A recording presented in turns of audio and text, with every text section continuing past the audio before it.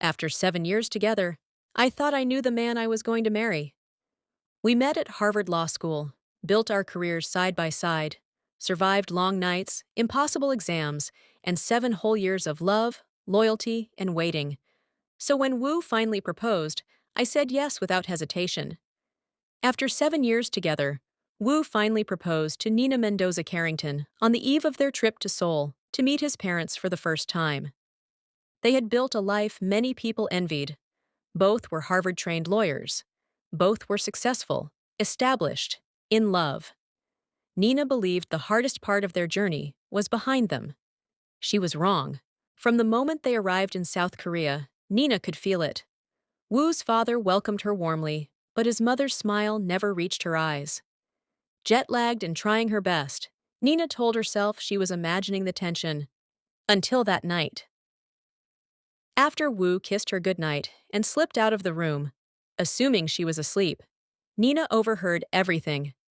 She stood frozen in the hallway as Wu defended her with everything he had. He reminded his family who she was. Brilliant, kind, accomplished, the woman he loved. His father stood by him, but his mother refused to bend. Then came the sentence that shattered everything. "She's black. I can't have her as a daughter-in-law." Nina cleared her throat, letting them know she had heard every word. 2 days later, she boarded a flight back to the United States alone. Heartbroken, humiliated, abandoned, Wu stayed behind in Korea. He did not come to the airport.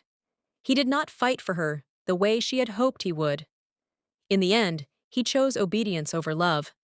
5 years later, fate brought them face to face again at a legal conference in London. Wu was still the same, polished, regretful, carrying the weight of all his bad decisions. He apologized. He asked to catch up after the conference. Nina smiled. Then she showed him the wedding ring on her finger. "I'm married now," she said calmly. "Not just married. Married to the most honest man with the most beautiful heart."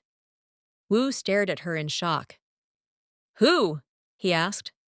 Nina's smile deepened. "It's someone you know." At that exact moment, her chauffeur pulled up. Nina stepped into the car and left him standing there speechless, because the man she married was his best friend. Flashback London, United Kingdom. The chance meeting in London was very refreshing for Nina. She hadn't heard from Wu since she left him behind after the incident in Korea. The conference hall buzzed with voices, but I heard none of it, because 5 years collapsed into a single moment. And suddenly, I was back at Harvard Law School, where it all began. We were going places. At least, that's what we believed. Harvard Law School didn't just shape our careers. It shaped us.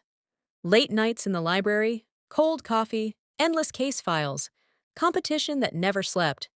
And somehow, we found love in the middle of all that chaos.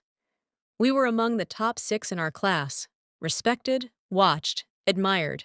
People knew us, not just as individuals, but as a pair, the kind of couple people envied quietly. They're dynamic. We studied together, argued over case law, challenged each other constantly. If I got an A-, Wu wanted the A+. If he won an argument, I made sure I won the next one. It wasn't toxic. It was fire. The kind that sharpens you. The kind that makes you better. How Wu chased her. But Wu didn't get me easily, not even close. He tried and failed, repeatedly. Dinner? No. Coffee? No. Just 1 hour? No? For months, I said no. Not because I didn't notice him, but because I did. And I knew if I said yes too quickly, I might not be able to walk away. The first yes. Eventually, I gave in. 1 dinner. That was the deal. Just 1. Nothing more.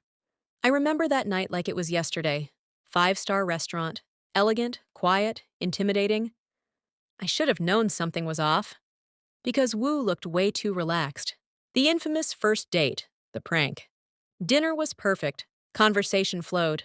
For the first time. It didn't feel like competition.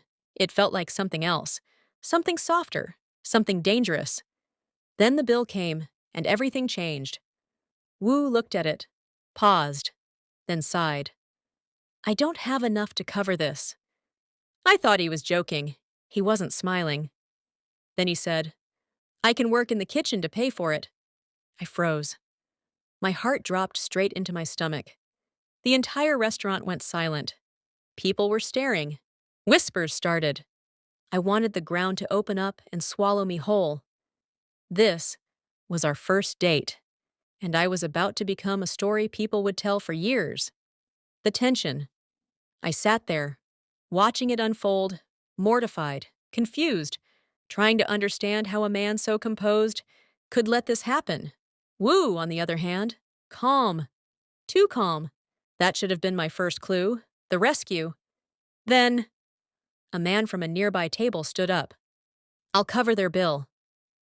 Relief flooded me instantly. I could breathe again. I looked at Wu, still trying to process everything. And then, they started laughing. Not just Wu, the waiter, the manager, even the man who rescued us. The reveal. It was all staged, every single second of it. The restaurant, owned by Wu's uncle, the staff, in on it, the kind stranger, part of the act. I just sat there, speechless, processing the humiliation and the absurdity of it all. And then Wu said, I had to make sure you'd never forget our first date. Emotional turn. I should have been angry. I should have walked out. I should have ended it right there. But instead, I laughed. Because somehow, in the middle of all that chaos, I saw him, not the polished top of the class Wu, but the real one, playful, bold, a little reckless, and completely unforgettable. Closing reflection, foreshadowing. Back then, I thought that night meant something, that kind of love. Loud, daring, unforgettable. Felt like it could survive anything. I was wrong. Because the same man who fought that hard to win me would one day stand silent while I walked away. End hook. And the man who said nothing that day wasn't just watching us from the sidelines. He was there, from the very beginning, watching, waiting, Wu's best friend. Just before we continue, could you kindly like, share, and subscribe to support the growth of our YouTube channel and YouTube family? Here's a quick question for you. Would you have walked out after that first date prank? Or would you have stayed like she did? Please type yes in the comments section below, and let me know where you're watching us from, your country or city, if you would like to see Episode 2 continuation of this story. That evening, in London Conference Hall, the room hummed with low conversations. Glasses clinked, lawyers, executives, polished ambition everywhere. Nina stood near a tall glass window overlooking London Eye and River Thames. Calm, composed, untouchable. Nina heard the footsteps as it approached. She didn't turn to look. I didn't know you'd be here, he said. The voice sounded familiar and reminded her of their friendship and years together at Harvard Law School. Later that evening, after the last session at the conference, she returned to her hotel room. The door clicked softly behind her Nina as soon as she entered. She paused just inside the room. For a moment, she didn't move. The city hummed filters faintly through the tall glass windows, London alive in the distance. The soft glow of amber lamps wrapped the room in warmth. Plush cream carpets cushioned her heels. The faint scent of polished wood and expensive cologne lingered in the air. Home. Not the kind you inherit. The kind you build. Her husband stood near the window, sleeves rolled slightly, tie loosened just enough to say the day is over, but not his discipline. A glass of amber whiskey rests in his hand, untouched. He turned the moment he heard her. And just like that, his face softened. Her husband said gently, with a smile, You're back. There was no rush in his voice, no tension, always calm, just certainty. Nina exhales, a breath she didn't even realize she'd been holding all evening. Nina, I'm back. She stepped forward, slipping off her heels near the door. The quiet thud echoes softly in the room. Her shoulders relaxed, inch by inch, as she crossed the space toward him. How was the conference? He asked. And the traffic? London didn't scare you off already, did it? There was humor in his tone, but also something else. Attention. He noticed everything. That's my husband, always attentive. Nina smiled faintly, but tired. The conference was productive. She replied and paused. Unexpected, too. He studied her. Not with suspicion, though. Not intrusive. Just present. Oh? He said, as she stepped closer. Close enough now to see the subtle crease forming between his brows, the way it always does when he senses something beneath her words. Nina, I ran into someone. Guess who? There was silence. Then he said, Someone I know. Is it someone important? He asked. A bit inquisitive. Nina lets out a soft breath. It's someone from before. Someone from my past. And our past? Someone from before? Who? He didn't interrupt. Her husband didn't rush her. He simply sets his glass down on the side table, giving her his full attention. As he nodded his head, Tell Nina. He held her romantically and kissed her forehead. I saw Wu. The name hangs in the air. It was heavy and distant, like something that belongs to another life. For the briefest moment, there was silence. Her husband nods once again, not surprised, not threatened. And, did he see you? That's all he asked. No tension, no insecurity, just space. Nina watched him, really watched him. So how's he? And in that moment, the contrast becomes undeniable. Nina smiled slightly. He is still the same Wu. Same. Although he apologized. Of course he did, her husband said, and smiled. There was no arrogance in it, just quiet understanding. Then Nina added, He asked to catch up. Really? A flicker of amusement crossed his face. Did you? Nina shook her head gently and said, No. There was a pause.